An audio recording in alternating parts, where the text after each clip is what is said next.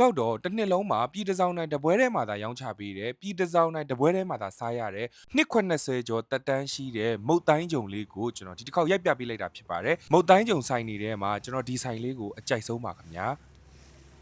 အနှစ်80နီးပါးလောက်တော့ရှိပြီเนาะမိဘတွေလက်ထက်တည်းရလေဒီခေတ်တုန်းကတော့တမတ်တို့ငားမှုတို့ပေါ့เนาะအဲ့ဒီဒီဆိုင်လေးကိုကျွန်တော်ကြိုက်ရတဲ့အချက်ကမုတ်သားလေးကအီအီလေးနဲ့တကယ်ကိုစားလို့ကောင်းပါတယ်ခင်ဗျာအနှစ်80နီးပါးလောက်တော့ရှိပြီเนาะမိဘတွေလက်ထက်တည်းရလေဟုတ်ကဲ့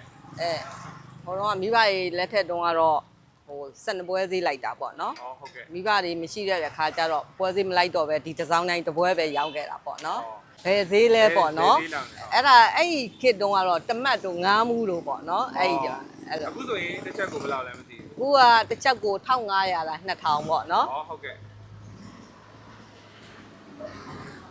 ဓာတုစေဝါကင်းတယ်လေကျဲဥဆိုလဲကျဲဥအစ်စ်ပေါ့အယောင်တွေပါမသုံးပေါ့နော်ဟုတ်ကဲ့နောက်ပြီးကြတော့တကြားဆိုရင်လည်းတကြားအစ်စ်ဆေးကြားတွေပါမသုံး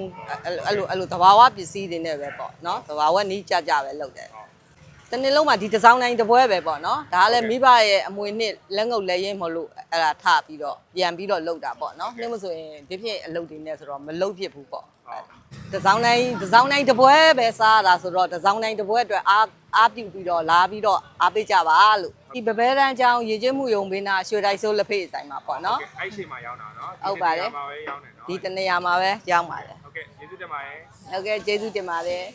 မကြာမီရောက်ရှိလာတော့မယ်ပြည်တစောင်းတိုင်းပွဲကြီးမှာအနေနဲ့ရဲကလာလဲတဲ့ဧည့်သည်များလည်းဒီဆိုင်လေးမှာတစ်ခါလောက်တော့စားကြည့်ဖို့ကျွန်တော်ဖိတ်ခေါ်ချင်ပါတယ်အရသာလေးကတကယ်ကိုစားလို့ကောင်းပြီးတော့မုတ်သားလေးတွေကနောက်တစ်နေ့မနက်အထိကိုအီအီညံ့ညံ့ကလေးနဲ့တော်တော်လေးစားကောင်းပါတယ်ခင်ဗျာဒီဆိုင်လေးရဲ့လိပ်စာလေးကတော့ရင်ကျေးမှုယုံဘေးကက်ရဲ့ရွှေတိုက်စိုးလက်ဖေးဆိုင်ရှေ့မှာဖြစ်ပါတယ်ခင်ဗျာဒီဆိုင်လေးကမုတ်သားအီအီညံ့ညံ့ကလေးနဲ့စားကောင်းတယ်လို့ယိုလေးတွေနဲ့ဆိုတော့ပို့ပြီးတော့စားကောင်းပါတယ်ခင်ဗျာယို3မျိုးနဲ့ရပါတယ်ကြောက်ပြုံယိုနဲ့ရပါတယ်အုံးယိုနဲ့ရပါတယ်ဒူးရင်းယိုနဲ့ရပါတယ်ကျွန်တော်တို့ကတော့ဒူးရင်းယိုတစ်ခုတည်းပဲထည့်ပြီးတော့စားပါတယ်ခင်ဗျတော်တော်လေးကိုစားကောင်းပြီးတော့တော်တော်လေးကျွန်တော်သဘောကျလို့ရိုက်ပြီးတော့တင်ပေးလိုက်ခြင်းဖြစ်ပါတယ်ဗီဒီယိုဆုံးထိကြည့်ရှုပေးတဲ့သူတူတယောက်ချင်းစီတိုင်းကိုကျေးဇူးများကြီးတင်ပါတယ်ခင်ဗျာနောက်ဗီဒီယိုမှာပြန်လည်ဆုံတွေ့ပါမယ်အားလုံးပဲတက်တာ